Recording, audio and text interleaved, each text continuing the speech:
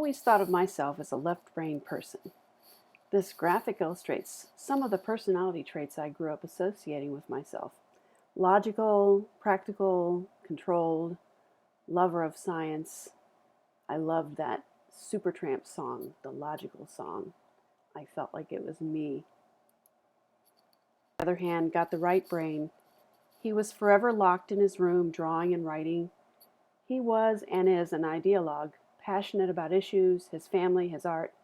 He never has had much common sense, the proverbial absent-minded professor. I always said that between us we had a whole brain. Each of us has been successful in our own right in spite of what I thought was an imbalance.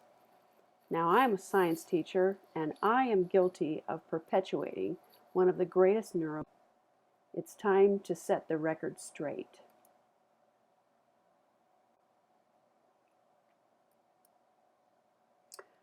So, is it a fact or is it a myth?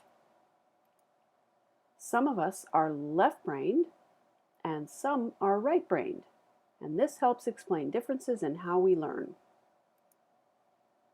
What do you think? Let's find out. Let's begin by talking about the origin of left brain, right brain theory. Brain hemisphere dominance was an idea first proposed by Roger Sperry in the 1960s. Sperry worked with patients whose corpus callosum had been severed as a treatment for their epilepsy. Now, the corpus callosum is the white matter, nervous fibers that connect the two hemispheres of the brain to allow them to communicate. And Sperry won a Nobel Prize in 1981 for this work. According to Sperry's theory, the brain is lateralized with each hemisphere performing specific roles. As he studied these brain patients, these split brain patients, they showed that language was processed on the left side. That and other observations led to the thinking that tasks are associated with left or right hemispheres. As you see, some of the left brain tasks include language, logic, critical thinking, numbers, and reasoning, while some of the right brain tasks include emotions, music, color, intuition, creativity, and imagination. So, what does the scientific evidence show? Experimental data and observation that seem to support the left brain, right brain theory include handedness. Handedness is controlled by the opposite hemisphere. According to Cherry, since the 1860s, there have been experiments conducted on the brain that led scientists to believe the brain was dichotomous. Not only that, but observations of the greater number of right-handed persons seem to confirm that the left brain was the preferred side.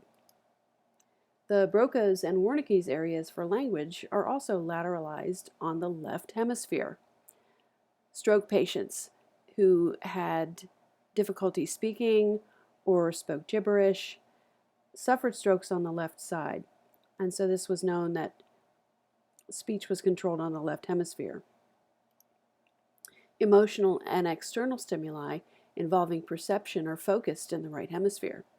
All of these are known, but neuroscience research since the 1980s has shown that maybe we were wrong.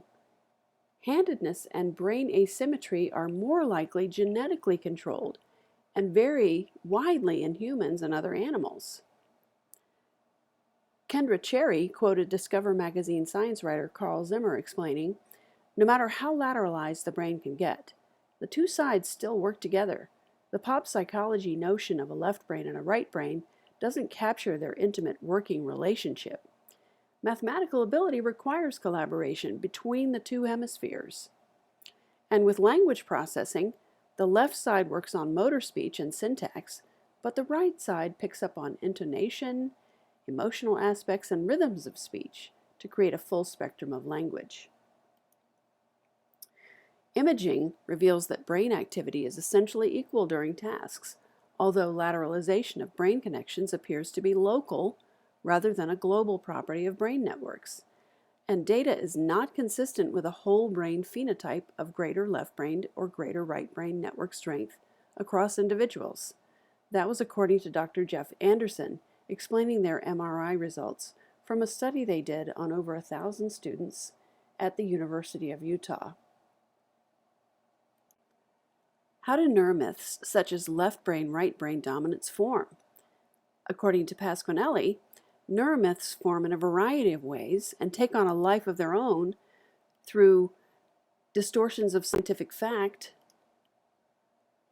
the offspring of scientific hypotheses that may have held true, but new evidence has set them aside, and misrepresentation of experimental results.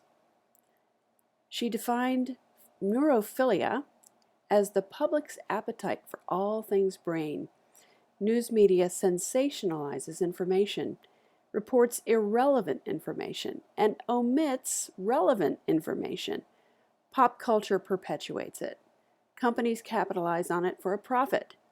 Brain training games and curriculum have proliferated. All of this in spite of a growing body of well-established, conflicting knowledge, evidence that says brain lateralization is bunk. Because these myths are so firmly entrenched in society, dispelling them is difficult. McDonald, Germain, Anderson, Christodoulou, and McGrath found that training in education and neuroscience can help reduce, but does not eliminate, belief in left brain, right brain dominance. How do we apply this to learning? Learning styles will not change as a result of this finding. Like personality traits, learning styles are individual. Avoid purchasing resources that promote brain training to balance the brain. And don't put stock in left brain, right brain quizzes or surveys.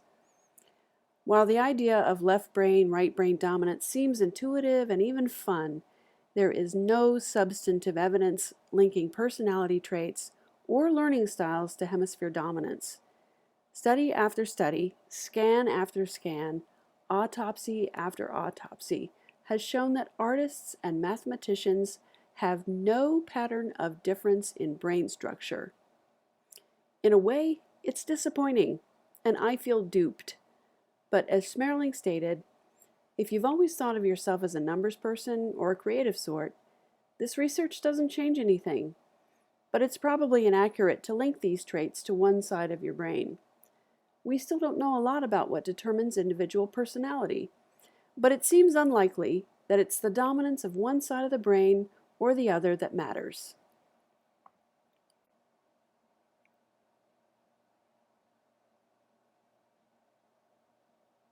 Let's see myths of all. My brother on